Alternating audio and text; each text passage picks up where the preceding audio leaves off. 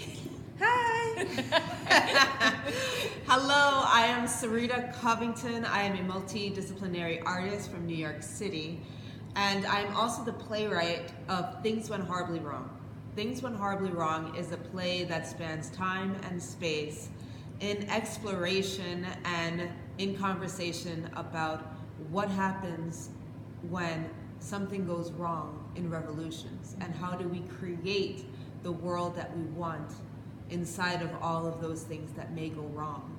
And I'm super excited to be bringing this play and this story and this subject matter to Rochester, New York at the Avenue Black Box Theater. Yay. And to be working in collaboration with Rachel and Rena, we all bring a unique perspective on why and how we want to tell this story right now. Absolutely, I'm so excited too to have you, Sarita, and here in the flesh here at the Avenue Black Box Theater. I'm Rena Golden. I'm the founder and artistic director of this space, this community space that is welcoming in this amazing community production of Things Went Horribly Wrong, and I'm so excited, about this collaboration, because it's really a dream to have, something big, really happen here in a way that is very collaborative in nature. I have two of the best collaborators I could possibly think of to move forward into this, and I think it's really going to be exciting for the Rochester community as well as wherever it goes as a model for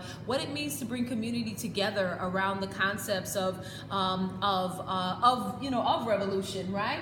But also of exploring some of the complicated issues, challenges, and even just the idea of bringing generations together to explore that. As many people know, that's one of the things that we're really passionate about here at the Avenue, is finding ways to be intergenerational and also allow youth's voices to really lead in a process that makes them also collaborators, in the struggle, and also inform us in some ways of like what are some of the things that we need to be considering when we look back historically, but also bring history into the forefront. So I'm excited about this. I'm really excited to be working again with Rachel de Guzman. You want to talk a little bit?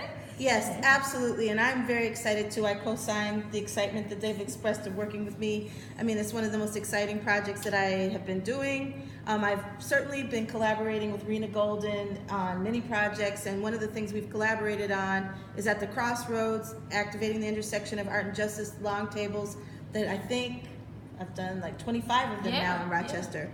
And the idea is to interrogate difficult subjects and to really engage audiences, experts, and people in a different way. And so to be able to use as a provocation, to engage and collaborate as a provocation with Sarita and with Rena on the play that Sarita wrote and that Rena's directing, is just taking those long tables to a different level, really embedding them in the art making process themselves. And I couldn't be more excited. Yeah. And I'm really looking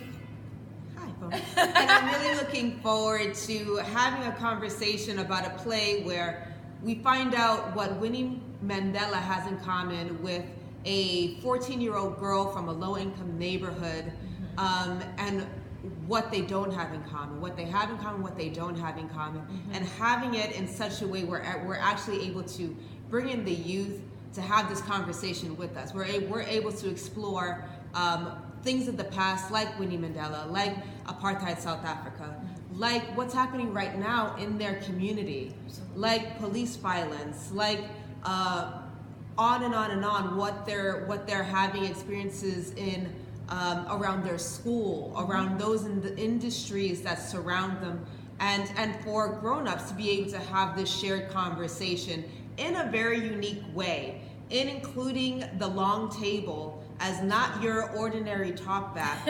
We're actually integrating it from the foundation of what we're creating in a visionary way. And centering their voices.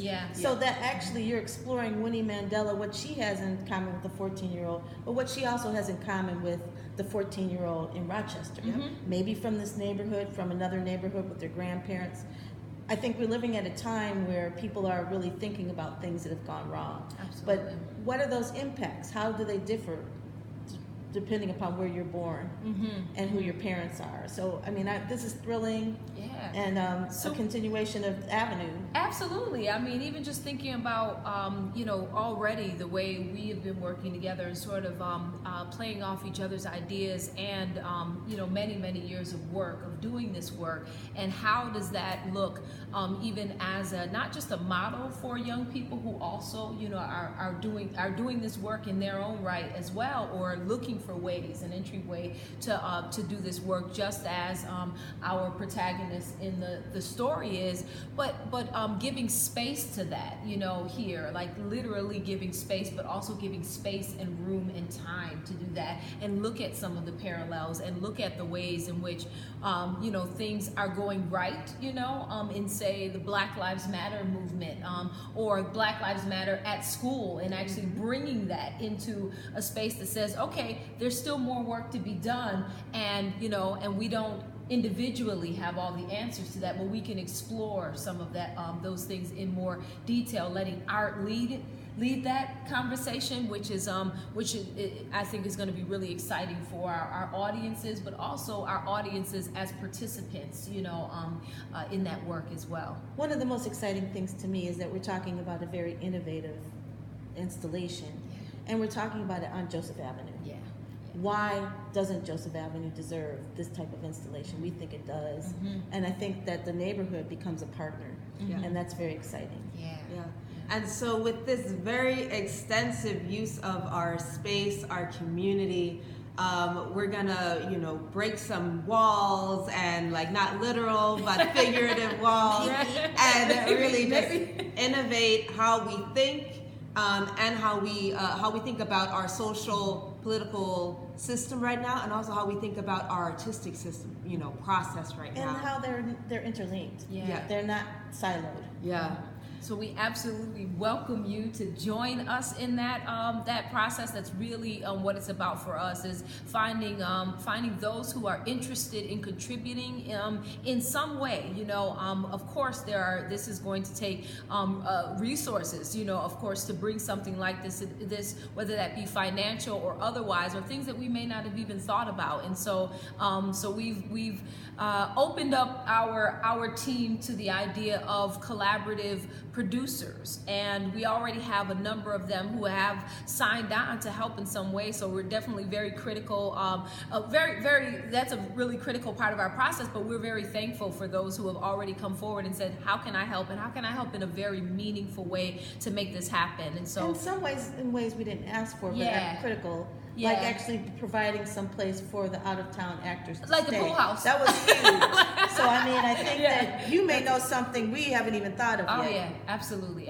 So we invite you to join the mailing list at avenuetheater.org. We're also going to be asking you to watch that space, because we'll have a specific page dedicated to things went horribly wrong, and we're also looking for you to tell us also how you want to be engaged in this process as well, to make it truly a collaborative community effort. Thank you. Thank you. you. Bye-bye. Bye-bye. I gotta turn this up.